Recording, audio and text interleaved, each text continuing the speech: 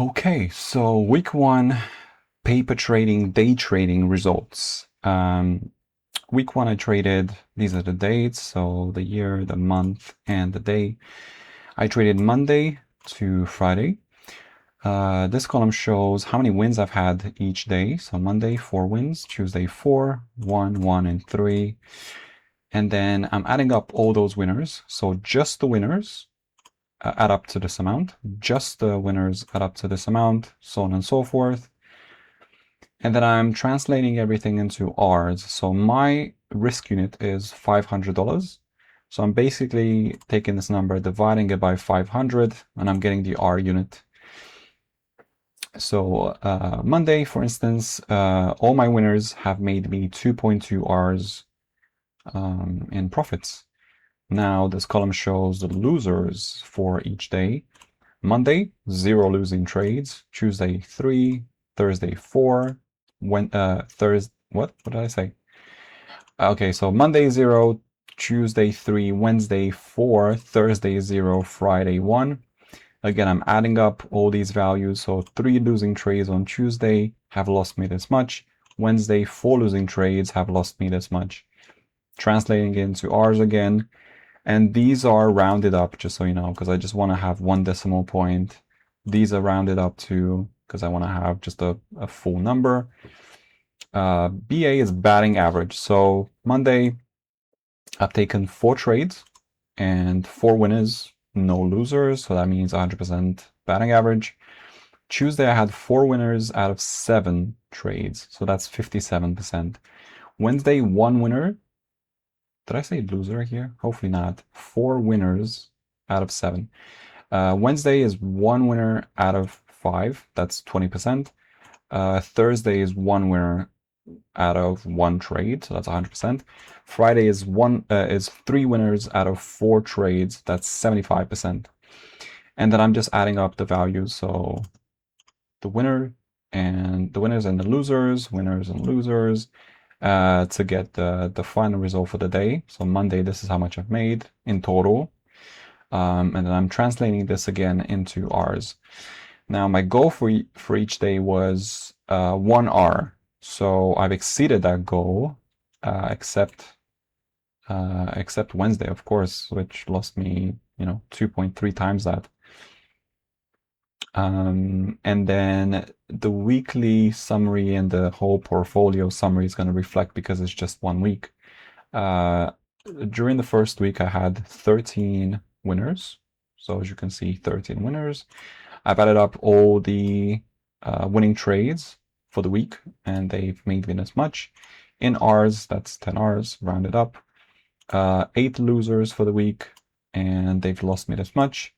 And then in R's, and then what I'm doing is I'm just adding these two together, and it's giving me this amount for the week, which is 5 R's. Actually, it's a little bit less than 5 R's, but rounded up, it's 5 R's. Batting average, 62% for the week. So I was right 62% of the time. Sharp ratio, 1.21, which is good. 21 trades in total, so 21. And that's the equivalent as making almost 1 R per day. Even with this loss, me making this much a week is the equivalent of 474 per day. Now, the individual trades. So,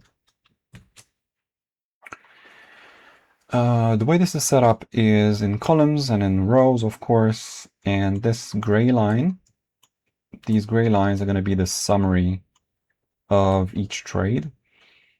And then the actual trades are right below it. And so the way this is split up is we have Monday trades, black line, Tuesday, divider, Wednesday, so on and so forth. The date, the actual day, so Monday, Tuesday, Wednesday, etc. When did I open the trade? When did I close the trade? And this will show the individual closes, as well as the actual the last close, or the close that exited the full position. Then the stock that I traded, and whether that was a long trade or a short trade, the entry price, the stop price, and the amount of shares that I bought or shorted. And then we have the totals, the total for the trade. This may be 1.1 hours and the equivalent in dollars. So essentially what happened was, just to explain the first one and the other ones you're going to understand. Monday at 9:32, I traded NVIDIA. I went long at this price. My stop was this price, and I bought 250 shares. 3 minutes later, 9:35, I closed half of the position, so 125 shares, which is half, at this price. And at this price, my trade was up 1.2 hours. Since I closed half of it, I captured 0.6 hours, which is almost $300.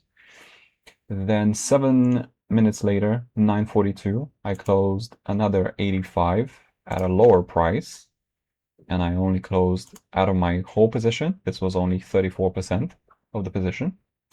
My position was now 1 hour up, so it came down from this price, it came down. And I closed 34%. I captured 0.3 Rs, which is this dollar amount.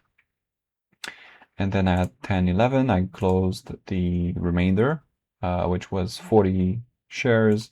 This was the price. So again, it rallied, it pulled back, and now it rallied above my initial close. I closed the remaining 16%. The trade itself was 1.3 hours up, and I captured 0.2 Rs, which is this dollar amount. So again, this is how this is structured. I'm gonna zoom out so you guys can see. Monday, all my trades, 3 longs, 1 short. Tuesday,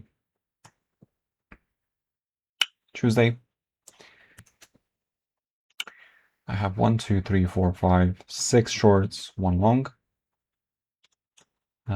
Wednesday, I got 1, 2, 3 longs and 2 shorts. Thursday, just 1 trade, 1 long. And Friday, I have 3 longs, 1 short. So these are my trades. Just to explain a short, in case it's necessary, what it means is like, okay, Monday, I opened this short on SoFi, whatever you want to call it. It was a short. I opened it at 9:46. This was my price, entry price. This is where my stop was, and I shorted 900 shares. At 10:34, I closed 89% of the position, which was 800 shares at this price. My whole position, this position right here, was up 0.6 Rs. I closed, wait, is that right?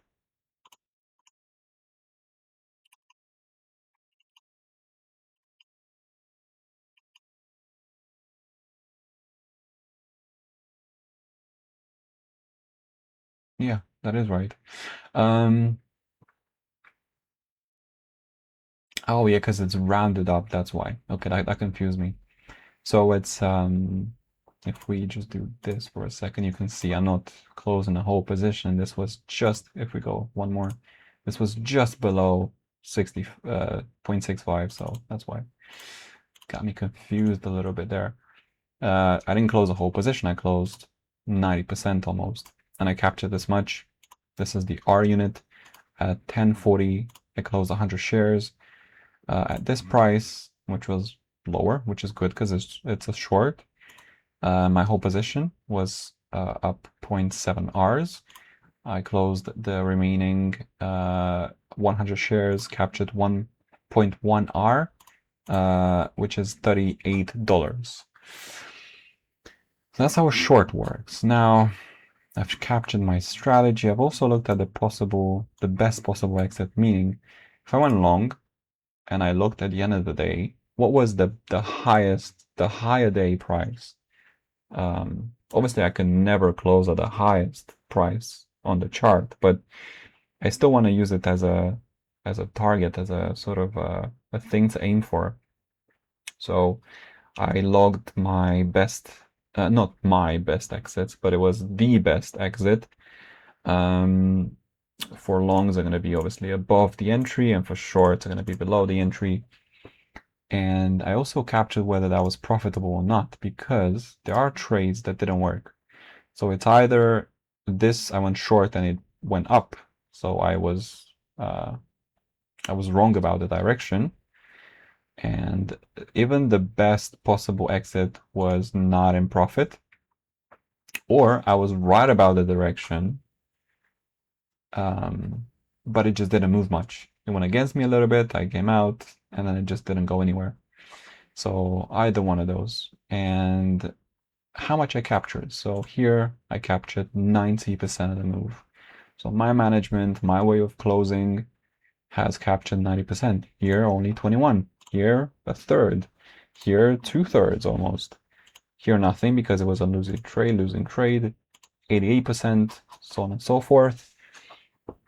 I also, when I open these trades, I set a target, my first target. So I'm writing all the targets down. And then at the end of the day, I'm tracking to see if price actually reached those targets. And you can see some of them, price actually went there, some of them did not. And I'm also tracking the difference. So was my close better than just closing the entire position at target one? Or was it worse? Well, my close was better. So it outperformed target one, closing everything at target one by 0.3 Rs. In this case, it underperformed it, so I should have held until target one and then closed it, and I would have made 3 Rs, but instead I came short. Not 3 Rs, 0.3 Rs. So red means obviously I target one beat me, and green means I beat target one. And the day I track to see, okay, when what price did the stock close at? Again, was that profitable? So if I would have held Nvidia until the end of the day, would I have been profitable? In this case, no, because $208.50 almost is below my entry. And the difference, so it means that in this case, end of the day would have underperformed me, and I outperformed it by 2.4 Rs. So it's good that I didn't let it close at the end of the day and I actually managed out much sooner. Some situations just have equal, a little bit below, maybe if we zoom in here, just a little bit below, the difference doesn't matter that much. Here, and the day would have been much better. I closed it too soon. As you can see, I closed it at 21.02 and it went up to 21.50. It closed at 21.50. So I could have just held it and closed at the end of the day. Whatever, right? That's the logic of this. And then I'm tracking some management stuff.